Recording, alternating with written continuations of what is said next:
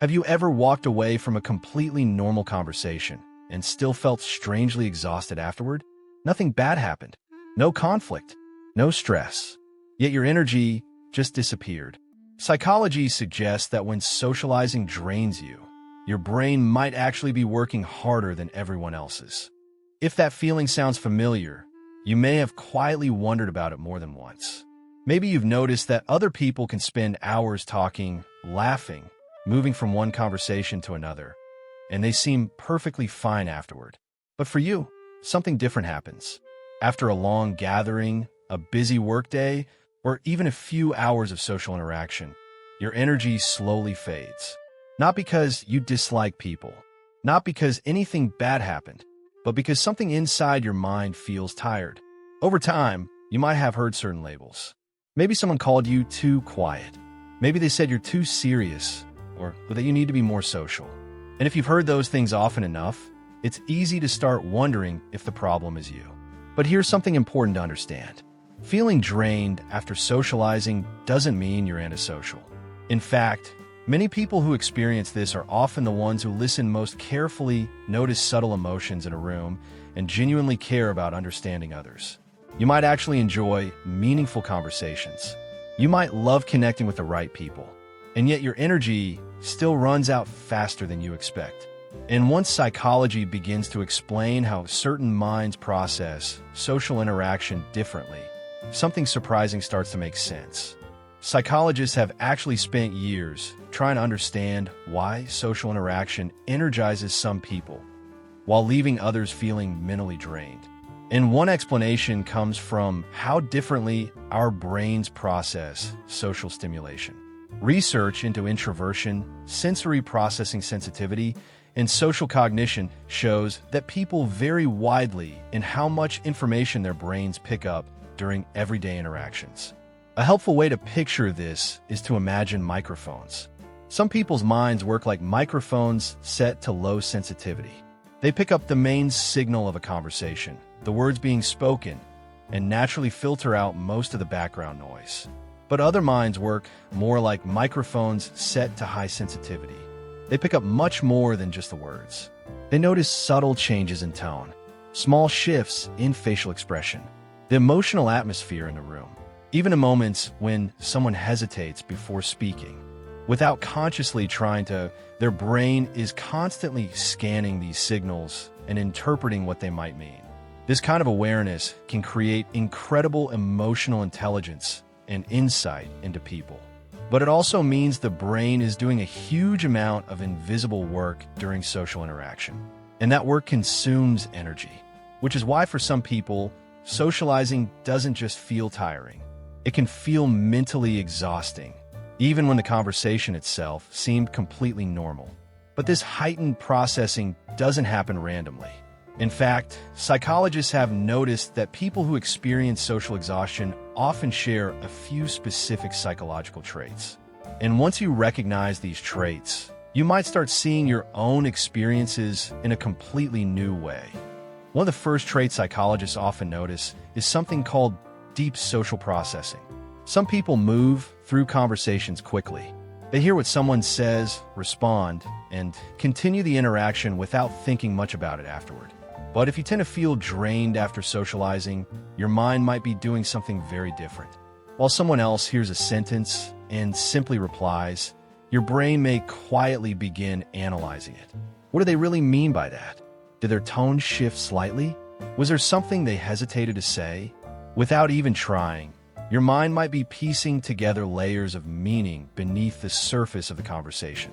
And while this ability can make you very perceptive about people, it also means your brain is doing much more work during every interaction. Over time, that extra processing slowly uses up mental energy. But emotional awareness is only part of the story. Another trait many socially drained people share is emotional signal sensitivity. Some nervous systems naturally pick up emotional cues more quickly than others. If someone in the room is tense, frustrated, or quietly uncomfortable, you might sense it almost immediately. Even when nobody says anything out loud, something about the atmosphere can feel different. And without realizing it, your mind begins adjusting. You might soften your tone, choose your words carefully, or try to keep the conversation comfortable for everyone. This sensitivity can make you a very empathetic and thoughtful person, but it also means your brain is constantly monitoring emotional signals, which quietly consumes a lot of mental energy. But there's another surprising trait many people don't recognize about themselves. Many socially drained individuals also have a strong authenticity drive. Their minds crave conversations that feel real and meaningful. Small talk, repeating the same polite exchanges again and again, can start to feel strangely exhausting. Not because you're bad at it, but because your brain is searching for something deeper: curiosity, reflection, or the genuine connection. When a conversation suddenly becomes thoughtful or personal, something interesting often happens. Your energy returns. You become more engaged, more curious, and much more present, which is a sign that your mind simply responds differently to different kinds of interaction. And the final trait explains something many people notice hours after socializing. Some minds naturally engage in reflective cognitive processing. Even after the conversation ends, your brain may continue thinking about it. Later that evening, or even the next day, you might replay parts of the interaction.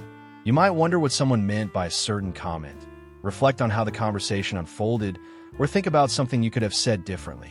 This reflective thinking can make social experiences richer and more meaningful, but also means your brain rarely switches completely off.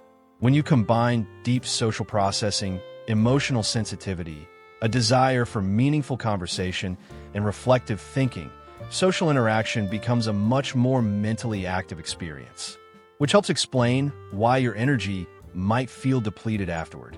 But here's the part many people find surprising. But here's something many people get wrong about this experience.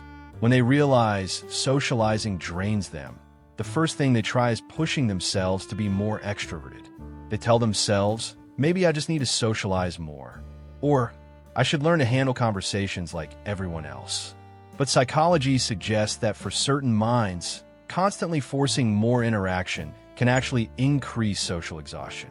Because if your brain naturally processes social signals more deeply, you're already using more mental energy during every conversation.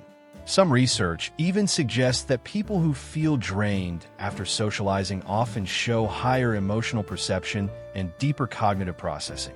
In other words, your brain may not be struggling socially. It may simply be working harder than most people realize. And that changes how we should think about social exhaustion entirely. For a long time, the world has described this experience in very simple terms. If socializing drains you, people might assume you're just quiet, distant, or not very social. But psychology often sees these same traits in a very different light. Many people who feel exhausted after social interaction actually have minds that process human behavior with unusual depth. They tend to notice patterns in conversations that others miss. They pick up emotional cues that most people barely register. And they reflect more carefully on their interactions, trying to understand not just what someone said, but what they truly meant.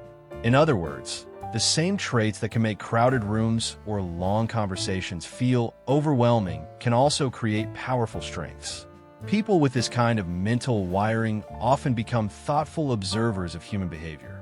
They're often the ones who truly listen when someone speaks, the ones who notice when a friend is quietly struggling, and the ones who bring depth and meaning to conversations that might otherwise stay on the surface. So what society sometimes labels as being too quiet or too sensitive may actually be something else entirely. A mind that values depth over noise. And once you begin to see it that way, social exhaustion starts to feel less like a flaw and more like a different way of experiencing people. Which leads to one final reflection that many people find surprisingly comforting. If socializing sometimes leaves you feeling unexpectedly exhausted, it may help to look at that experience with a little more understanding. Because needing time to recharge doesn't mean you dislike people. And it doesn't mean you're antisocial. For some minds, conversations are not just exchanges of words. They are moments filled with signals, emotions, and layers of meaning that your brain naturally notices. That kind of awareness can be tiring at times, but it can also be a quiet strength, because the same mind that needs a little more space to recover is often the one that understands people more deeply, listens more carefully, and notices things others overlook. So if you sometimes step away from social situations feeling drained, it doesn't make you distant. It may simply mean your mind values depth, reflection, and meaningful connection. And there are far more people like that than you might imagine, which is why spaces like this can feel a little different. If parts of this video felt familiar, there's a good chance you're someone who naturally pays attention to the deeper side of people and conversations. And if that sounds like you, you're exactly the kind of thoughtful mind this channel is for. Here, we explore the quieter patterns of psychology that many people experience but rarely talk about.